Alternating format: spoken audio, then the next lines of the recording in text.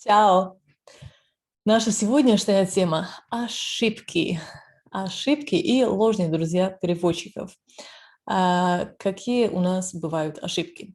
Я примерно их буду называть так. Есть маленькие, о которых я уже вам говорила, когда мы разговаривали о произношении ч и т, дж и дж. То есть это такие ошибки, которые не приводят к недопониманию. И наоборот, есть те, которые будем называть большими ошибками, они приводят к недопониманию. Прежде чем начнем наш разговор об ошибках, я расскажу вам немного о страхе от ошибок. Я вас уверяю, он у каждого есть. Никто из нас не любит совершать ошибки, но с каждым бывает.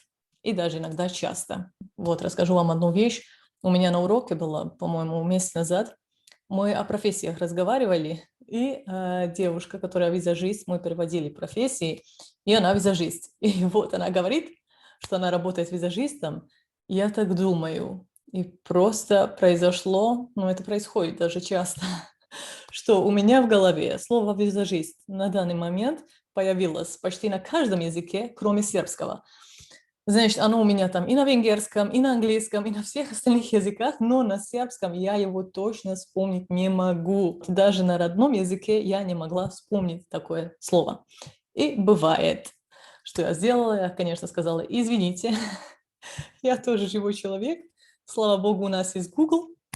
И, конечно, начала гуглить, и сразу, как уже начала нажимать в Google, все, что мне нужно, слово пришло.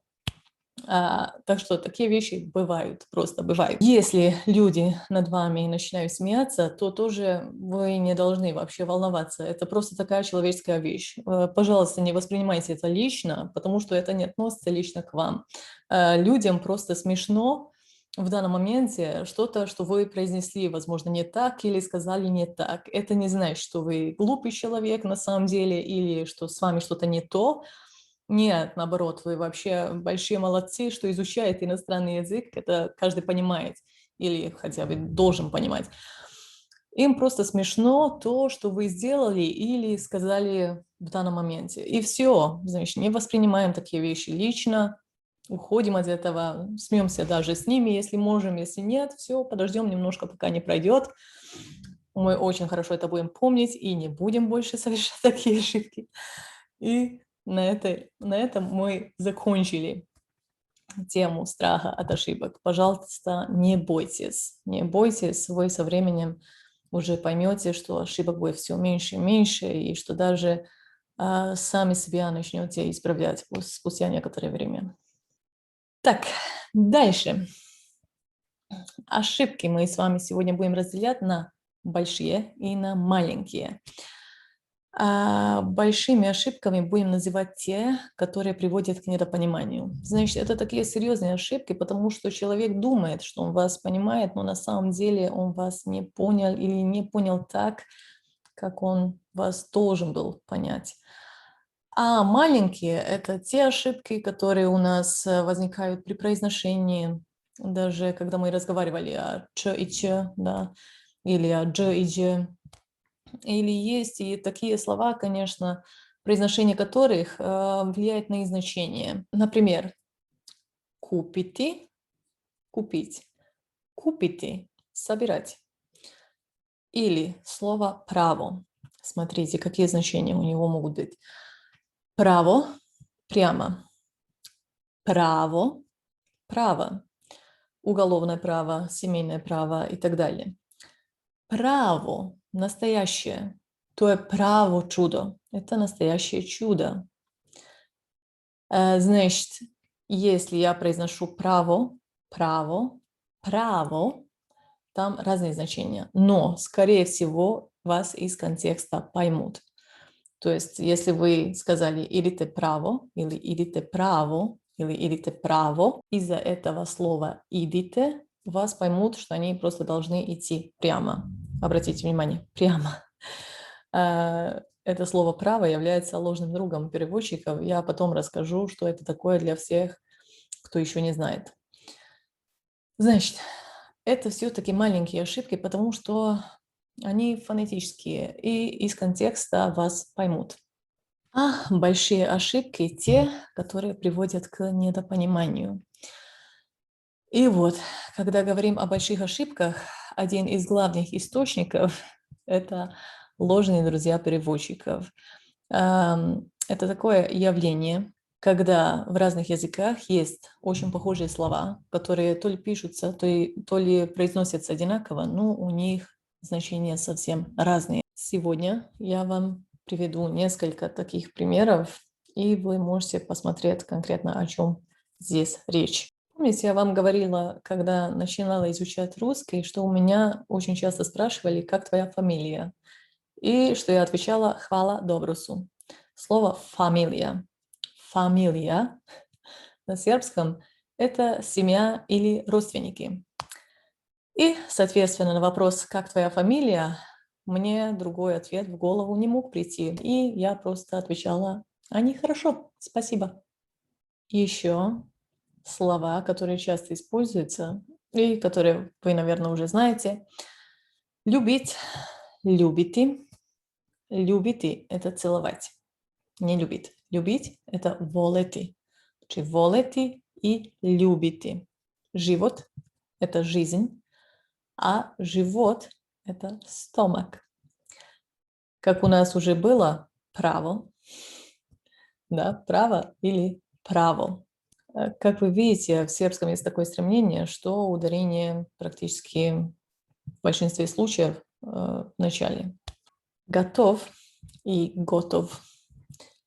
Готов – это спремен, а готов – это законченный или готовый.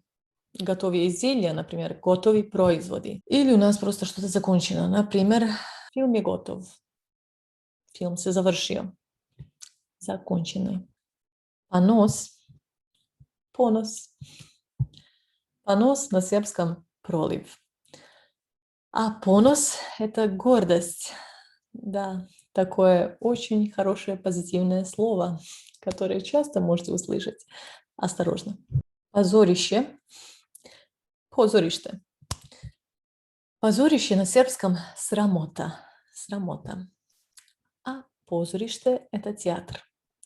Српско народно позориште. Досада. Досада.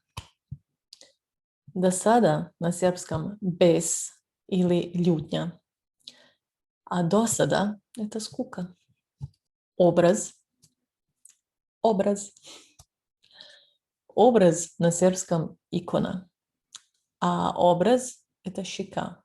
Искусство – искусство. Искусство на сербском уметност. А искусство – это опыт. Палец – палац. Здесь значение похоже, но то, что в русском палец, в сербском прст. Прст. А то, что в сербском палец, в русском получается большой палец. Значит, палец. Палац. Палец. Коса. Коса. Коса на сербском плетеница. А коса – это волосы. Коса. Провод. Провод. Провод на сербском жица или кабель. А провод – это веселье или тусовка. У и у. То есть то, что в русском у, в сербском это код. Например, стол у окна. Сто je kod prozora. А то, что в сербском у, в русском получается в. У шуми, в лесу. У кучи, в доме. У продавницы, в магазине. У парку, в парке и так далее. Значит, у предлог есть и в русском, и в сербском, но значения там разные. Около и около. Около на сербском поред, а около – это вокруг. Гласность и гласност. Гласность на сербском явност. Явност. А гласность – это громкость или звонкость. Испытывать и испытывать. Здесь иногда значение совпадает, но, скорее всего, например, испытывать страх на сербском получается осjećati страх. А испытывать, то, что на сербском испытывать, это обычно допрашивать в таком смысле. Исследовать или допрашивать. Выражение «на память». Есть что-то похожее на сербском «на память». На память и на память. На память – это за успомену, а на память – это наизуст. Не волим да учим граматику на память. Вредно и вредно. Здесь совсем другое значение. Вредно по-сербски štetno, а вредно, например, та девойка je veoma вредна.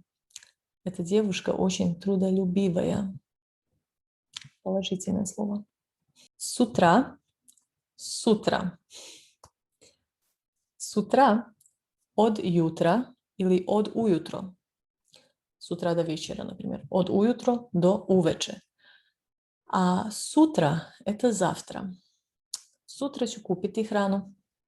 Купец. Купац. Купец по-сербски торговец. А купац – это покупатель. Купац или муштерия je uvek u pravu. Покупатель или клиент всегда прав. Ручка. Ручка. Ручка по-сербски хемийска или хемийска оловка. А ручка – рукоятка. Скупой и скуп. Скупой по-сербски шкрт. Шкрт. Здесь «р» – носитель ударения. Шкрт. Попробуйте произнести. А скуп – это дорогой. Ovaj telefon je veoma skup. Расположен, расположен. Расположен по-сербски поставлен или распоряжен. А расположен – это тот, у которого хорошее настроение. Орать, орати. Орать по-сербски викати. Здесь, обратите внимание, это неправильный глагол. Викати, но я вичем, ты вичеш, он виче и так далее. Они вичу. А орати – это пахать. Уже. Уже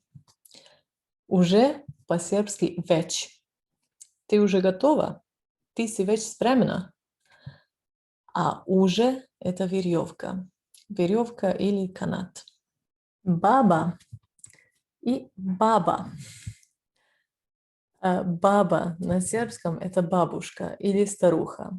А то, что на русском баба, да, в жаргоне, а на сербском это женска. Женска. Бабник – женскарош. Одеяло – одело. Одеяло на сербском чебе. А одело – это костюм. Сад и сад. Сад по-сербски башта или врт. Еще раз у нас здесь «р» носитель ударения. Врт. А сад на сербском это сейчас. Конечно, конечно. А здесь почти пишется одинаково. Ну, можете просто запутаться. Конечно, по-сербски наравно. А конечно это наконец-то. Берег и брег. Берег по-сербски обала, а брег – холм. И вот, друзья, это были некоторые из таких слов, которые на самом деле могут привести к недопониманию. Их еще много. Если вы вспомните еще некоторые, пишите свободно. Я надеюсь, это вам было полезно. На такие выражения и слова мы все должны обращать особое внимание, потому что наши языки похожи. Видимся. Чао!